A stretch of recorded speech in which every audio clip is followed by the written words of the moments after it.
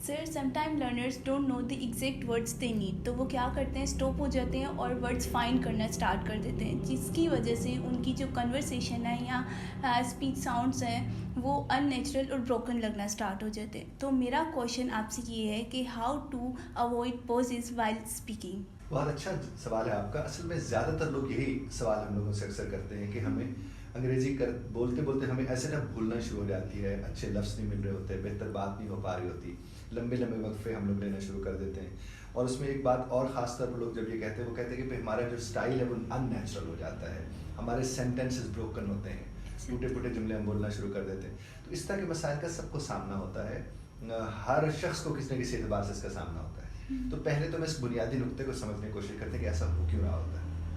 ऐसा इसलिए हरगिज़ नहीं हो रहा होता कि आपके पास लफ्ज़ नहीं होते, ऐसा सिर्फ और सिर्फ मेरे हिसाब से इसलिए हो रहा होता है कि आपके पास लफ्ज़ तो होते हैं लेकिन आपको वो लफ्ज़ पसंद नहीं आ रहे होते। आप कहते इससे भी कोई बेहतर लफ्ज़ मैं इस्तेमाल करूँ, इससे भी कोई बड़ा जुमला मैं इस्तेमाल करूँ, मैं अगले को किस तरह इंप्रेस करके आ रहा हूँ। और अक्सर मैं लोगों से कहता हूँ कि जब आप ये ज़हन बना के जाते हैं कि आपको लोगों को जाकर इंप्रेस करना है, तो एक तो आप खुद डिप्रेस होते हैं और आप करने जा रहे हो इंप्रेस किसी को, तो फिर आप उसे भी डिप्रेस ही करके आएंगे। और ये बहुत आम बात है, आपकी हमारी ज़िंदगी में होती रहती है। जो लफ्ज़ आपके काम आ रहा है आप उसे काम में लाइए, ताकि आपका वो जो फ्लो है वो ख़राब ना हो। फ्लो तो तभी होगा ना, आप अपनी ज़बान में भी, मादरी ज़बान आपकी जो भी है, आप उर्दू में बात करते हैं, आप या किसी और ज़बान में बात करते हैं, आप अपनी ज़बान में जब आपको लफ्ज़ नहीं मिल रहे होते तो आप पैनिक करते हैं। जब आप पैनिक करते हैं तो आप अननेचुरल हो जाते हैं, आपके पॉजेज और तरस के हो जाते हैं, आपके चेहरे के ऊपर एक और तरह की घबराहट आना शुरू हो जाती है। फिर ये तो गैर ज़बान है।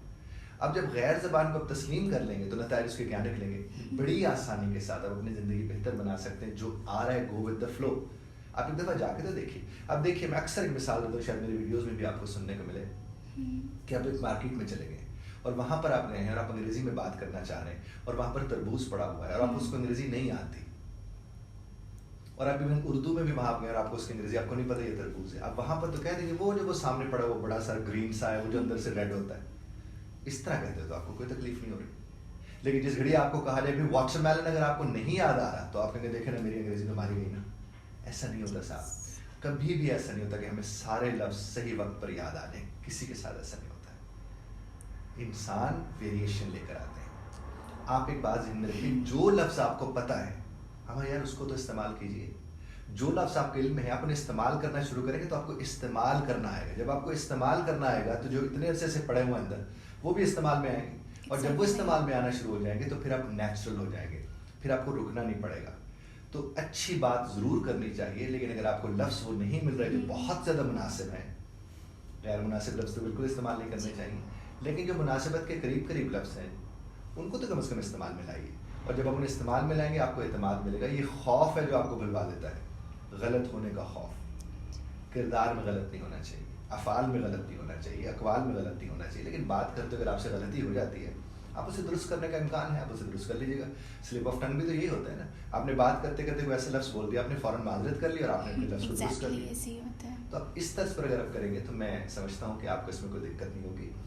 लेकिन वही जिस ज़बान को आप जब इस्तेमाल कर रहे होते हैं तो उससे आप पे एतमाद आता है। अब देखिए, बेहतरीन ड्राइवर को अगर आप किसी और गाड़ी के ऊपर बिठा दें, उसे कहें कि तूने नौकरी का टेस्ट देना है, वो अपना मालिक उसके साथ बैठा होगा, वही ड्राइवर जिसको 20-20 बरस से गाड़ी चला रहा है, उसे उस गाड़ी के अंदर बैठते हुए चलाते हुए थोड़ी झिझक होती है, क्योंकि उसे पता होता है उसे कोई देख रहा है, उसे पता होता है उसके ऊपर नज़र रखी जा रही है। और अगर वो सब चीज़ों को छोड़ के सिर्फ एक ही चीज़ ज़हन में रखे कि मुझे गाड़ी चलानी आती है और मैंने गाड़ी ठीक चलानी, फिर उसे किसी को खौफ नहीं होगा, और जब खौफ नहीं होगा उससे गलती भी नहीं होगी।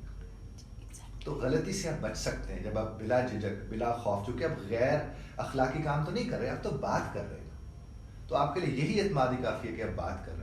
आप बात करना शुरू करेंगे और अगर आपको कोई गलती निकालता है तो उसका शुक्रिया अदा करें, टेंशन नहीं लें, उसे मेहरबानी आपने मेरी रहनुमाई की, नेक्स्ट टाइम इसका इस तरह से ख्याल रख लूँगा। यकीन मानिए आप उसे 2-3 दफ़ा ऐसा जवाब देंगे ना, वो चौथी दफ़ा आपके साथ इस तरह की मेहरबानी करना छोड़ देगा। बहुत शुक्रिया ध्यान से सुनने का, और मैं समझता हूँ मैंने आपके सवाल का आपको जवाब दिया होगा।